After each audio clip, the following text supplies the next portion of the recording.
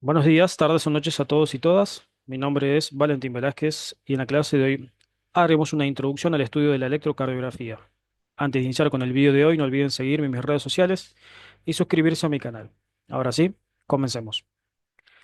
El corazón es un órgano que funciona como bomba, el cual a través de una fase de contracción, denominada sístole, y una fase de relajación, denominada diástole, tiene la función de llenarse y de contraerse para llevar toda esa sangre o bien hacia los pulmones, a través de lo que se denomina circulación menor o pulmonar, o bien hacia todos los tejidos de nuestro órgano para que esos tejidos desempeñen su función, lo que se denomina circulación mayor, sistémica o general.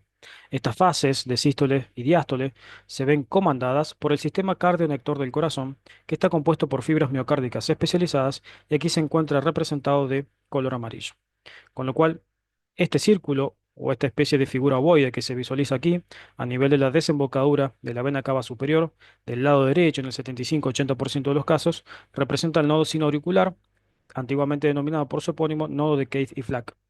Este es el marcapaso fisiológico, determina la contracción del corazón en una frecuencia de entre 60 y 100 latidos por minuto, la cual es la frecuencia cardíaca normal. A partir de allí, esa onda eléctrica va a viajar hacia el otro atrio, en este caso hacia el atrio izquierdo, o bien va a viajar hasta aquí, que es el nodo atrioventricular, aurículo-ventricular, o por su epónimo nodo de Keith-Flack. La función del nodo de Keith-Flack es retrasar la contracción de los ventrículos respecto al de los atrios, para que de esa manera en principio se llenen los ventrículos y luego se contraigan esos ventrículos llenos de sangre para distribuir la sangre justamente hacia todos los tejidos o bien hacia los pulmones. Esta onda eléctrica se continúa por el fascículo atrioventricular, denominado ahora por terminología anatómica internacional, haz de His clásicamente. Ese haz de His se divide en dos ramas, una rama derecha que se distribuye por el espesor del ventrículo derecho y una rama izquierda que, luego de perforar la porción membranosa del tabique interventricular, llega a las paredes del ventrículo izquierdo y cada uno de esas ramas, al llegar a los ventrículos, se va a distribuir por el subendocardio, por debajo del endocardio, en unas especies de redes que se denominan redes de Purkinje o redes de Purkinje-Barceló. La terminología anatómica internacional les denomina ramos subendocárdicos. De tal manera, entonces, la onda de la corriente eléctrica que aquí se genera, la onda de despolarización, tiene este trayecto que recibe el nombre de eje cardíaco. Esta actividad eléctrica del corazón va a ser sensada a través de unos dispositivos denominados electrodos en la superficie corpórea. Como el corazón, entonces, con su actividad eléctrica puede disipar o puede dispersar esta electricidad hacia los órganos aledaños, también lo hace hacia la superficie corpórea. Entonces, la actividad eléctrica del corazón repercutida o que llega a la superficie corpórea es la que va a ser sensada por los denominados electrodos que van a ser colocados en diferentes regiones anatómicas. Aquí tenemos entonces un electrocardiograma normal, el cual está compuesto por lo que se denomina onda P, complejo QRS, onda T, intervalos y segmentos.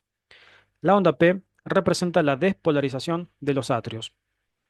La despolarización de los atrios, entonces, es el cambio en la polaridad de los miocardiocitos atriales o auriculares, lo cual luego provoca el fenómeno mecánico de la contracción atrial, de la sístole atrial. Esto entonces que se percibe acá, que se visualiza acá, es la onda P, y se ve sucedida la onda P por el complejo QRS, que representa la despolarización de los ventrículos. Es importante mencionar o destacar que todo fenómeno mecánico es precedido por un fenómeno eléctrico. Entonces, primero se produce la despolarización y luego se produce la contracción. Aquí tenemos entonces el complejo QRS, el cual, como mencionamos, representa la despolarización ventricular que está compuesta por tres fases.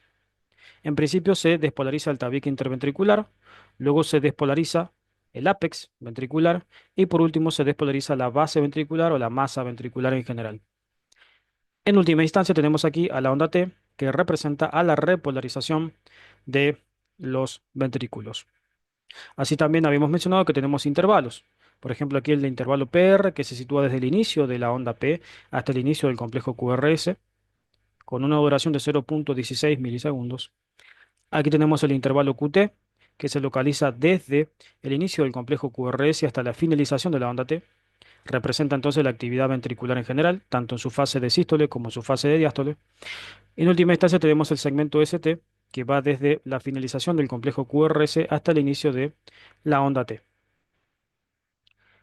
Cada una de estas ondas tiene una duración determinada normal. Esa duración determinada nos hablará del tiempo en que tarda la célula en despolarizarse o bien en repolarizarse. Vamos a visualizar un poquito más las bases iónicas o las bases eléctricas respecto a el electrocardiograma. Aquí visualizamos los electrodos colocados en la superficie, en este caso de una célula, y aquí un dispositivo que es capaz de medir el voltaje. Aquí vemos entonces una célula que está pasando por una fase de despolarización, pero en este caso la despolarización está situada en un estadio intermedio, es decir, no está completamente despolarizada la célula, sino que se está despolarizando en este sentido. Entiéndase la despolarización como el cambio de la polaridad de la célula en estado de reposo. La célula en estado de reposo se encuentra negativa en su interior y positiva en su exterior. El espacio extracelular será positivo respecto al espacio intracelular. La despolarización será esto. El espacio intracelular se torna positivo y el espacio extracelular se torna negativo. Con lo cual, en este caso, aquí vemos cómo la onda de despolarización está teniendo este sentido de trayectoria, está dibujando este vector, con lo cual este electrodo, que es el electrodo positivo, el cátodo, percibe esto como positivo justamente y se representa de esta manera en el papel del electrocardiograma. Aquí lo que vemos es la célula enteramente despolarizada. Como ambos electrodos están en la misma fase, están en la misma polaridad, este se encuentra negativo y este se encuentra negativo, es decir, están en una superficie negativa y este también está en una superficie negativa, la onda se representa de esta manera, porque este extremo y este extremo están en el mismo sitio. Ahora bien, la figura 6D muestra la repolarización, el fenómeno de repolarización, que al ser inverso a la despolarización se representa en este sentido, sería en sentido negativo. Este electrodo del lado derecho está colindando con una superficie negativa y este electrodo del lado izquierdo está colindando con una superficie positiva, electropositiva, con lo cual se representa de esta manera y esto es lo mismo, exactamente lo mismo que la figura B, pero a la inversa. Pero a la inversa. Entonces aquí vemos la correlación existente entre el fenómeno de despolarización y repolarización y el fenómeno representado a nivel del electrocardiograma. La despolarización se da prácticamente de forma instantánea, tiene una duración de milisegundos, 0,1 milisegundos. Este se produce cuando llega un estímulo umbral, supraumbral o supramáximo a nivel de la célula marcapaso o a nivel de la célula del miocardiocito, la célula miocárdica.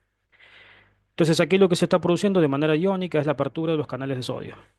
Llega a este pico, a esta espiga, se produce esta meseta por la apertura de los canales de potasio. Empieza a ingresar potasio, empieza a ingresar calcio, con lo cual se produce esta meseta que vemos aquí. Y luego aquí tenemos la fase de repolarización, en donde se abren efectivamente los canales de potasio, empieza a ingresar potasio al interior de la célula, con lo cual empieza a disminuir la positividad dentro y se produce este fenómeno de repolarización.